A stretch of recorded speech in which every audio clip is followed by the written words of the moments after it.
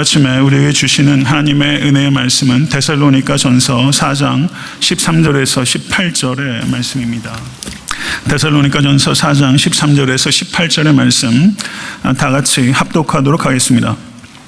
형제들아, 자는 자들에 관하여는 너희가 알지 못함을 우리가 원하지 아니하노니 이는 소망 없는 다른 이와 같이 슬퍼하지 않게 하려 함이라.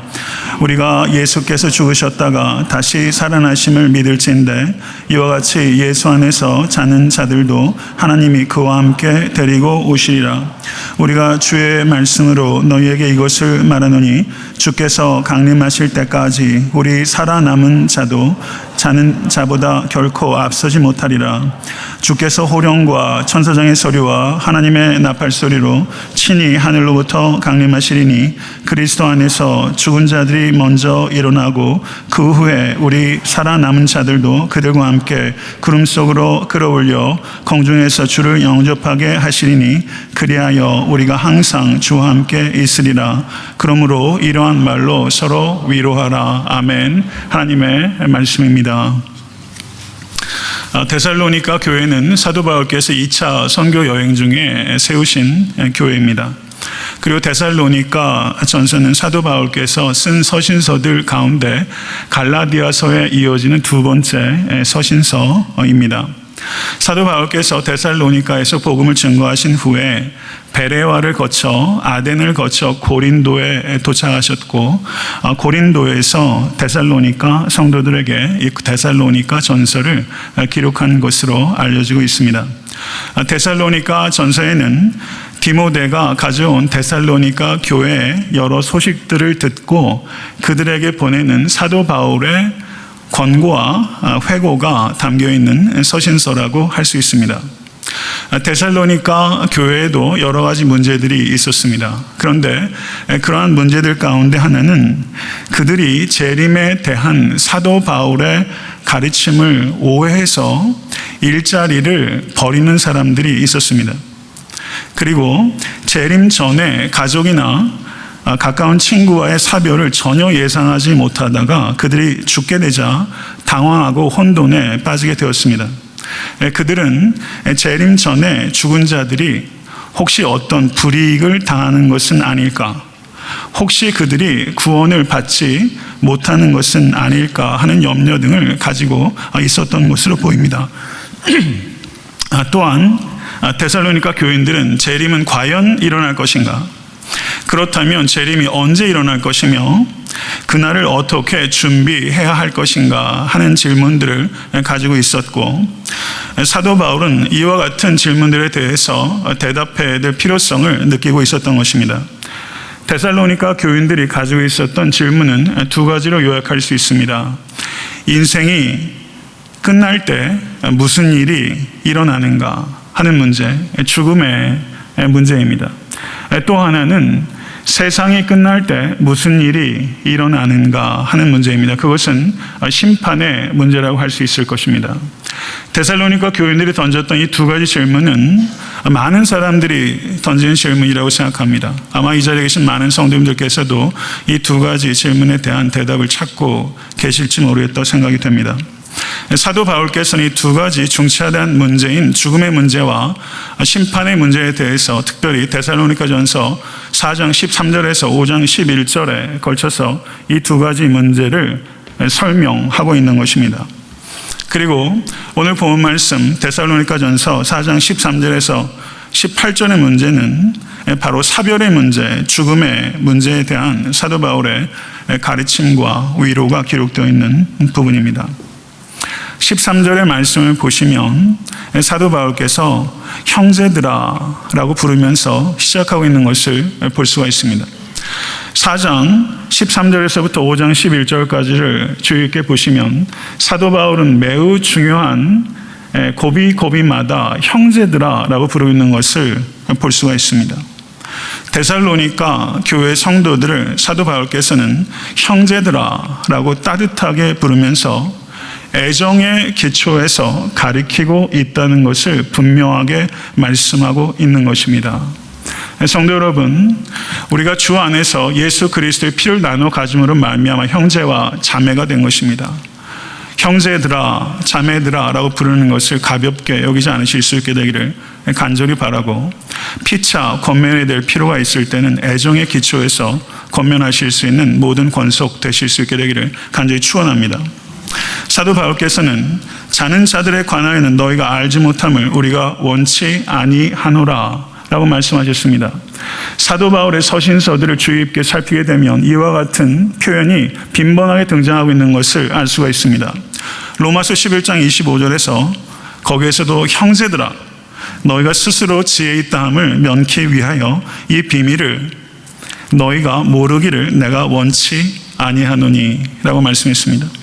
고린도전서 10장 1절에서도 형제들아 너희가 알지 못하기를 내가 원치 아니하노니 우리 조상들이 다 구름 아래 있고 바다 가운데로 지나가며 라고 말씀했습니다. 한 가지 더 예를 들자면 고린도전서 12장 1절에 거기서도 사도 바울께서는 형제들아 신령한 것에 대하여는 내가 너희의 알지 못하기를 원치 아니하노라 라고 말하고 있는 것을 볼 수가 있습니다. 사랑하는 성도 여러분, 여러분과 저의 마음에 이 마음이 있기를 바랍니다. 너희가 알기를 원하노라. 너희가 모르기를 원치 아니하노라. 성도 여러분, 이 마음을 가지실 수 있게 되기를 간절히 바랍니다. 사도 바울께서는 사랑하는 권속들이 하나님의 신령한 은혜에 대해서 알기를 원했고 하나님을 아는 지식 가운데 깊어지기를 간절히 소원했던 것입니다.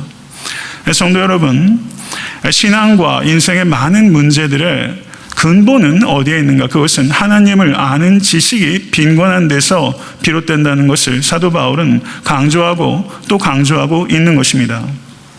불신자만 하나님에 대해서 무지한 것이 아니라 신앙인들도 하나님에 대해서 무지하다는 것을 우리는 경계해야 하는 것입니다. 신자들도 하나님에 대해서 부족한 이해를 가지고 있고 왜곡된 이해를 가지고 있습니다. 이 두 가지가 문제입니다. 하나님에 대해서 부족한 이해와 왜곡된 이해를 가지고 있습니다. 이런 경우가 허다합니다. 하나님에 대해서 우리가 부족하고 왜곡된 이해를 갖게 되면 결국에는 어떤 문제가 발생하는가? 그것은 하나님을 내 취향대로 만들게 됩니다. 그리고 하나님에 대해서 부족하고 왜곡된 이해를 갖게 되면 결국은 우리의 기도를 들으신 하나님께 잘못된 기도를 드리게 되고 우리의 예배를 받으신 하나님께 잘못된 예배를 드리게 된다는 것입니다. 성도 여러분, 우리는 지존하신 하나님에 대해서 다 알 수 없습니다. 다 알아야 되는 것도 아닙니다. 그러나 하나님께서는 하나님을 힘써 알기를 원하십니다. 신앙생활을 한다는 것은 지적인 노력을 포기하는 것을 의미하는 것이 결코 아닙니다. 신앙인들은 지성주의에 빠져서는 안 되지만 지적인 성도가 되기 위해서 부단히 성경을 가까이 하고 성령을 의지해야 하는 것입니다. 목사로서 간절히 바라기는 이 자리에 계신 모든 권속들께서 지적이고 실천적인 성도가 될 수 있게 되기를 나사렛 예수 그리스도 이름으로 간절히 축원합니다. 죽은 사람들이 어떻게 될 것인가? 사별의 직면에서 혼돈 가운데 빠졌던 데살로니가 성도들의 무지, 그 무지로 인해서 죽음에 대해서 절망하고 죽음에 대해서 슬픔만을 느끼고 있었던 것입니다. 그들에 대해서 사도 바울은 소망 없는 다른 이와 같이 슬퍼하지 않게 하려 합니다 라고 말씀하고 있는 것입니다. 사도 바울의 이 말씀은 그리스도인들이 사별하였을 때 슬퍼해서는 안 된다는 가르침이 아닙니다.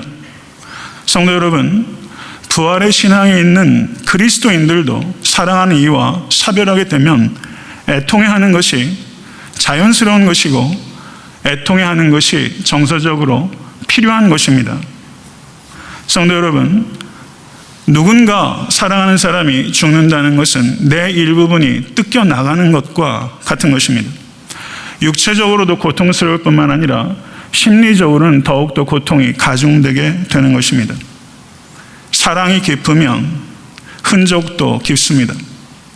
이 자리에 계신 많은 성도님들께서 사랑하는 아버지, 어머니와 사별하신 분들도 계실 것이고 어쩌면 이민 생활하면서 신분 문제 때문에 한국에서 가족들이 돌아가시는데 갈 수 없는 처지에 계셨던 성도님들 많이 있을 거라고 생각됩니다. 제 주변에도 그런 분들 많이 있었습니다.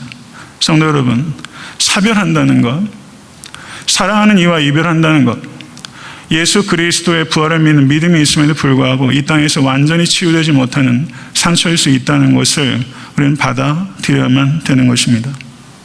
그런데 요한복음 11장 35절을 보시면 제가 생각할 때는 성경에서 가장 간결한 절 가운데 하나로 느껴집니다.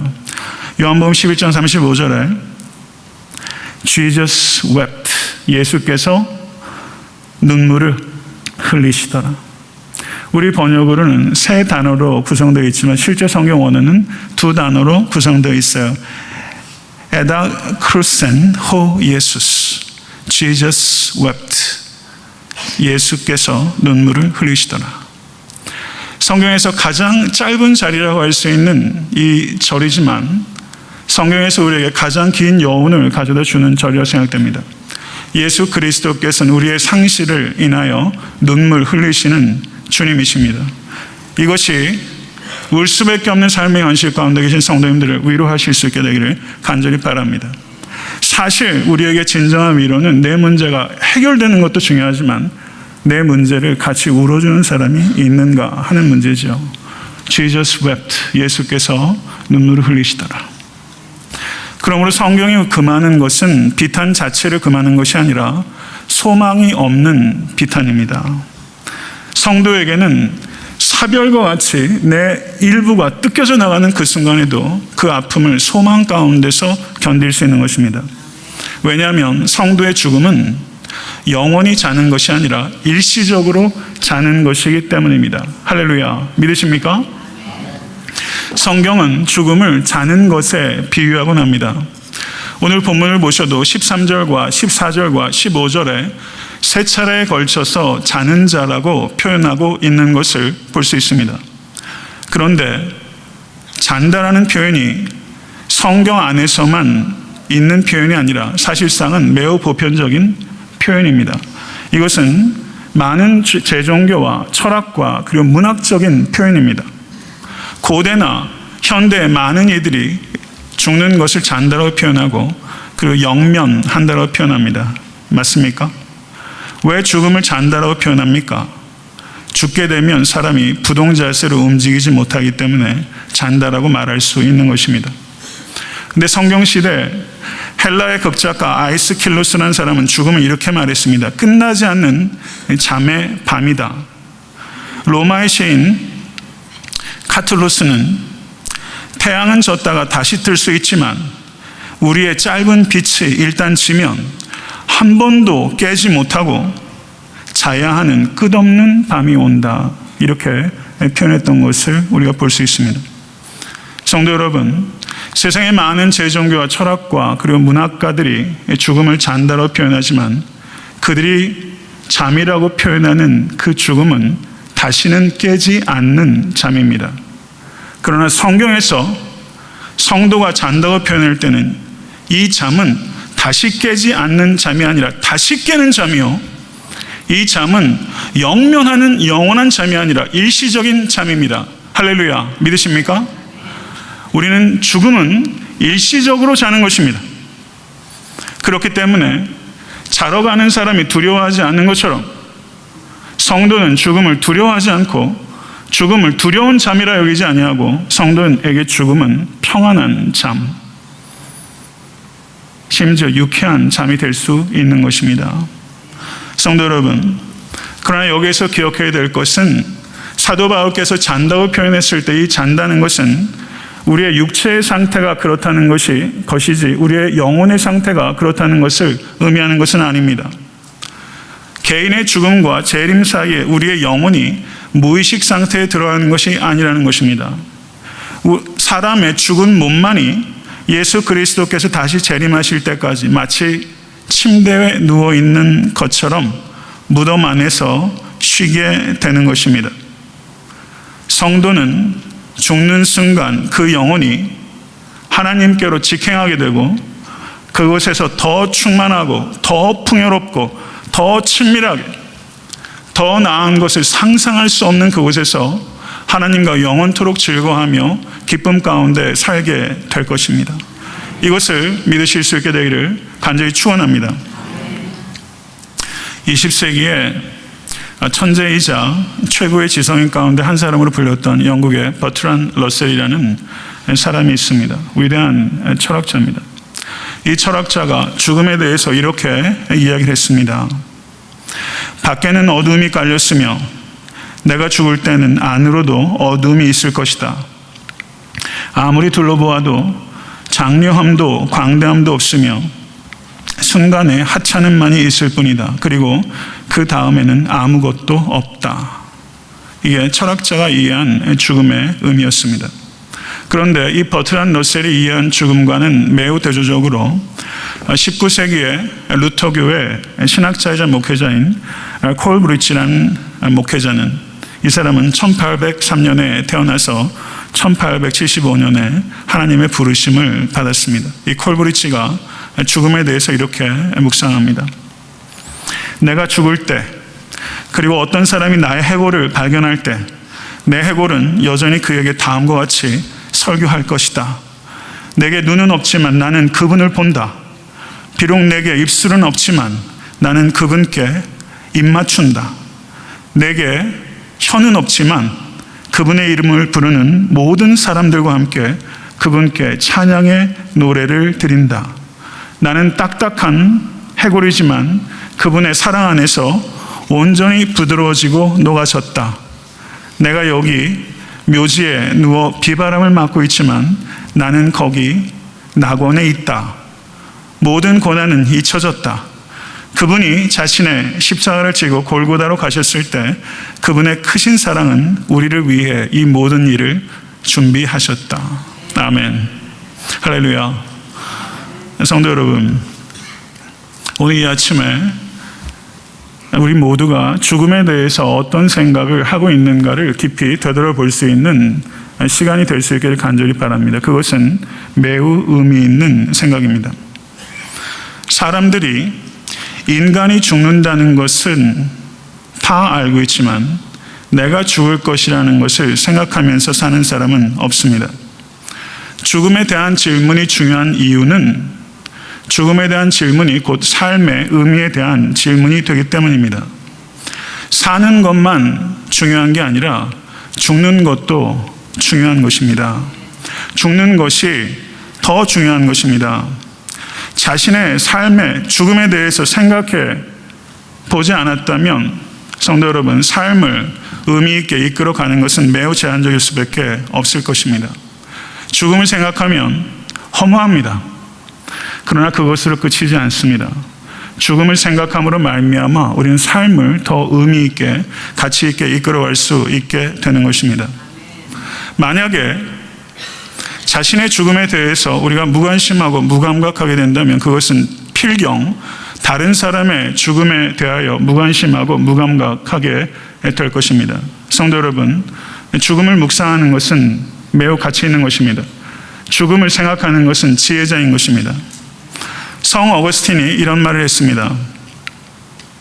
이 세계의 모든 것은 불확실하다. 그러나 죽음만은 확실하다. 성도 여러분, 죽음은 확실합니다. 그러나 죽음의 때는 불확실합니다. 이 세상에 올 때는 순서가 있지만 갈 때는 순서가 없습니다. 죽음은 확실하지만 죽음의 때는 불확실하다. 이것을 죽음의 이중성이라고 하는 것입니다. 성도 여러분, 이 세상에 존재하는 생명체 중에 죽음을 내다보고 죽음에 대해서 내 태도를 결정하고 살아갈 수 있는 유일한 존재는 인간입니다. 거기에 인간의 가치가 있는 것입니다. 저는 이 아침에 내가 죽음에 대해서 영국의 천재 철학자 버트란 러셀과 같이 그런 태도를 가질 것인가, 아니면 루터교 목회자였던 콜브리치와 같은 죽음에 대한 태도를 가질 것인가 하는 것에 대해서 우리가 깊이 생각할 수 있는 계기가 될 수 있게 되기를 간절히 바랍니다. 성도 여러분, 예수 그리스도께서 죽음 가운데서 일어나셨습니다. 예수 그리스도께서 죽으셨던 것을 잔다라고 표현하지 않는 것을 혹시 알고 계십니까? 사도행전 7장을 보시면 스데반이 돌에 맞아서 몸이 다 터져서 죽었습니다. 그러나 7장 제일 마지막을 보면 스테반이 잔이라고 표현했습니다. 그런데 예수의 죽음만은 유독 잔다고 표현하지 않았습니다. 왜냐하면 성도들의 죽음이 자는 것이 될 수 있기 위해서 예수 그리스도께서 죽음의 그 전율스러운 무게를 겪으셨기 때문입니다. 예수 그리스도께서 죽음을 통과하시고 이기심으로 말미암아 성도는 비로소 죽음의 시간을 자는 시간으로 받아들일 수 있게 된 것입니다. 예수 그리스도의 십자가와 죽음이 죽음에서 가시를 뽑아낸 것입니다.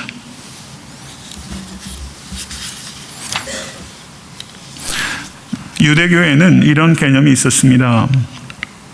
세상 끝날이 오게 되면 세상 끝날에 살아있는 사람들이 세상 끝날이 되기 전에 죽은 사람들보다 뭔가 더 유익한 것이 있을 것이다. 이것이 유대인들이 가지고 있었던 생각이었어요.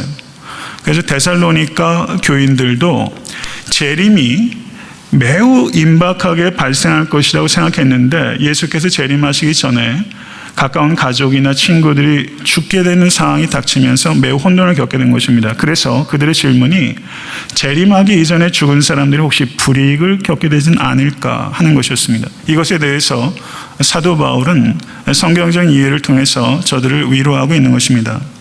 15절을 보시면 강림이라는 표현이 보입니다. 이 강림이라는 이 단어가 그리스어로 파루시아라는 단어입니다. 파루시아.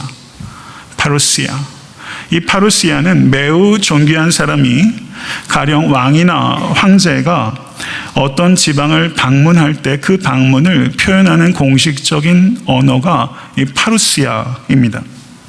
예수께서 파루시아, 이 세상에 다시 오실 때는 호령과 천사장의 소리와 하나님의 나팔로 친히 하늘로 쫓아 강림하십니다.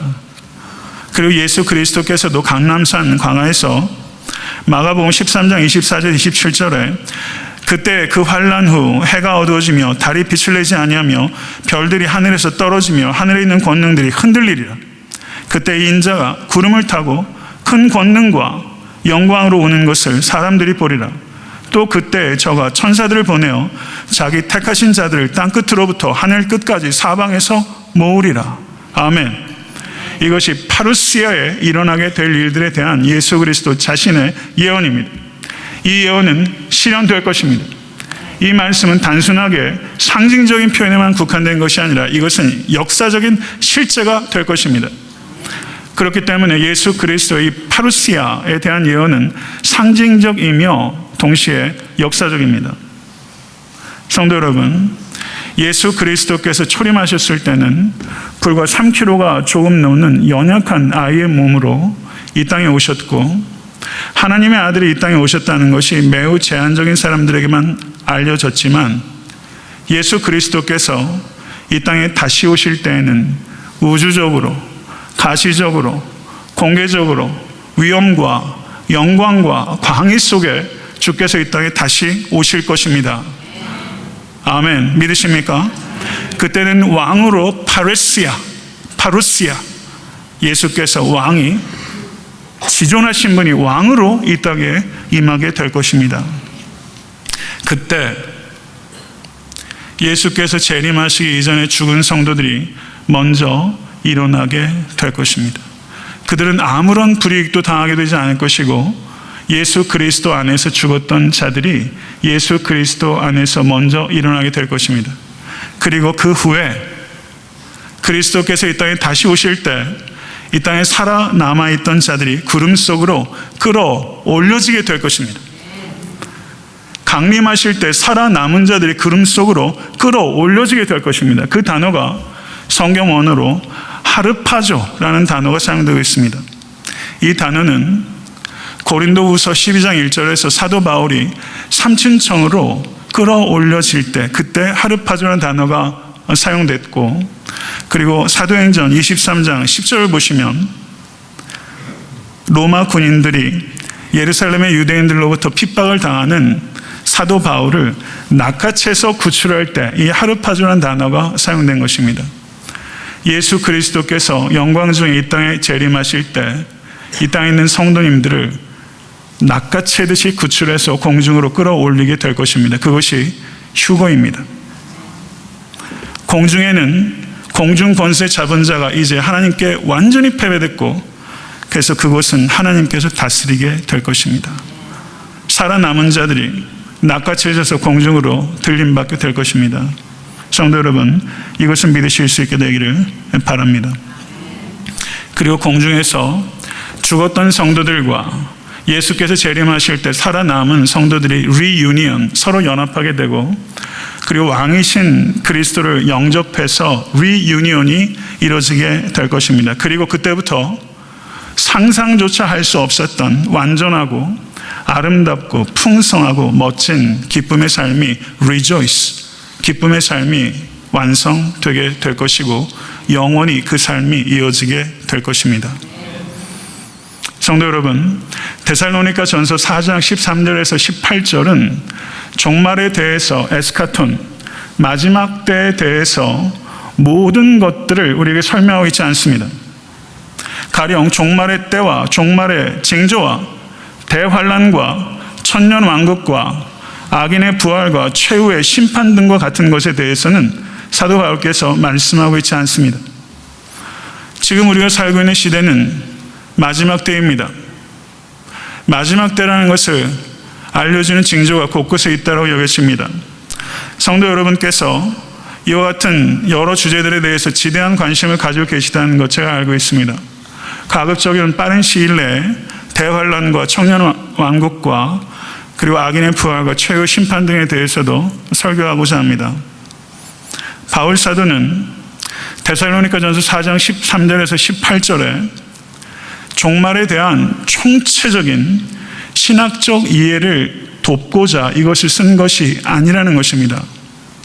사도 바울은 지금 신학 논문을 쓰고 있는 것이 아니라 재림이 매우 임박했다고 생각했는데, 재림이 일어나기 전에 사랑하는 이들과 사별해서 혼돈과 슬픔 가운데 빠져 있는 이들을 위로하기 위한 목양의 목적을 가지고 오늘 본문 말씀을 쓰고 있다는 것을 우리는 염두에 둬야 되는 것입니다. 사도 바울은 신학적인 호기심을 채우기 위해서 오늘 본문을 기록한 것이 아니라 마음이 곤고한 자들을 위로하기 위해서 오늘 본문 말씀을 기록하고 있다는 것입니다. 그러므로 우리가 이 말씀을 이해하고 설교할 때도 사도 바울이 기록한 목적에 부합하게 이해하고 설교하는 것이 타당하다는 것입니다. 제가 추후에 종말론에 대해서 보충해서 말씀을 드릴 땐 거기에 부합하는 본문을 가지고 설교를 하게 될 것입니다. 이제 사도 바울은 18절에 도착했습니다. 그러므로 이 여러 말로 서로 위로하라. 한번 따라해 보시겠어요? 이 여러 말로 서로 위로하라. 이 여러 말로 서로 위로하라. 이렇게 사도 바울께서 얘기했어요. 이 따뜻한 말이죠. 그리스도인들은 서로 돌보고 사랑하는 존재예요. 그리스도인들은, 서로란 단어가 그리스도인의 정체성을 드러내는 거예요. 서로라는 말, 더불어라는 말, 참 귀한 말입니다. 성도 여러분, 서로 돌보는 것은 목회자만 하는 일도 아니고 교회 리더들만 갖고 있는 책임이 아닙니다. 서로 돌봐야 되는 책임이 경중의 차이는 있지만 이 자리에 계신 모든 권속들에게 주어진 거룩한 책임이라는 것을 잊지 않으실 수 있게 되기를 간절히 축원합니다. 그리스도인들이 서로를 위로할 수 있는 최고의 위로는 뭐예요? 뭘까요? 이 여러 말로 서로 위로하라. 여기에서 말이라고 번역되는 성경 언어가 로고스예요. 그리스도인들이 서로를 위로할 수 있는 최고의 방법은 하나님의 말씀입니다. 진리의 말씀이 우리를 위로합니다. 진리의 말씀이 우리를 찌르기도 하지만 진리의 말씀이 우리를 치유합니다. 진리의 말씀으로 서로 위로하실 수 있는 모든 권속되실 수 있게 되기를 간절히 축원합니다. 이 여러 말로 서로 위로하라 라고 했을 때 위로하라 라는 동사의 시제는 현재 시제입니다.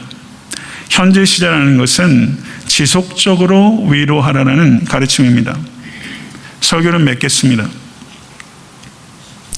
프랑스의 팡세를 쓴 블레즈 파스칼, 역시 위대한 철학자요, 수학자요, 신학자였어요. 이 파스칼이 무슨 말을 했냐면 이런 말을 했습니다. 경청하시기 바랍니다. 예수님이 없다면 죽음은 끔찍한 것입니다. 하지만 예수님과 함께라면 죽음은 거룩하고 친절하며 참신자의 기쁨입니다. 아멘 하실 수 있으시겠어요? 아멘.